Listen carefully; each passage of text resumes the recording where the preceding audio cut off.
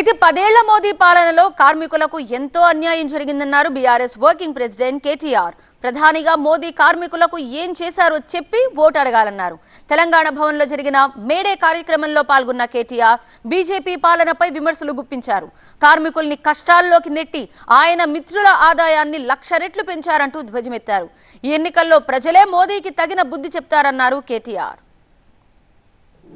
అద్భుతంగా 100 మెట్లు ఎక్కించిండు. ఇవాళ మీరు ఒక్క మాట మీరు ఆలోచించండి, దయచేసి మనసు పెట్టి ఆలోచించండి. 10 సంవత్సరాలు ప్రధానమంత్రిగా పనిచేసిన ఒక వ్యక్తి మళ్ళీ ఓటు అడుగుతున్నాడు. ఓటు అడుగుతున్నప్పుడు కార్మికులకు ఏం చేసినో చెప్పాలి. ఇప్పుడు నేను నిజాయితీగా చెప్పిన, మేము ఏం చేసినాం, ఎంతెంత జీతాలు పెంచినాం, ఎవరో ఎట్లా కడుపులో పెట్టుకొని చూసుకున్నామో నేను చదివి చెప్పిన. మీకు 10 ఏళ్ళు కేసీఆర్ ప్రభుత్వంలో, మోడీ గారి ప్రభుత్వం కానీ బీజేపీ నాయకుడు ఒక్కరికన్నా కానీ చెప్పే దమ్ముందా మేమేం చేసినాము? ఏం పని చేసిరాయా మీరు? రైతులకు ఏం చేసిండ్రు, కార్మికులకు ఏం చేసిండ్రు, మహిళలకు ఏం చేసిండ్రు అంటే ఒక్కడంటే ఒక్కడు చెప్పే దమ్మున్నాడు ఉన్నాడా? చెప్పు మన దమ్ముంటే రమ్మన్. ఒక్క పైసా పని ఎవరిని చేసిండ్రు? ఎవరిని చేయలే. చూడండి, ఏమైనా గట్టిగానో అనుకో జై శ్రీరామ్, ఇందిరాబాయ్ అంటే జై శ్రీరామ్.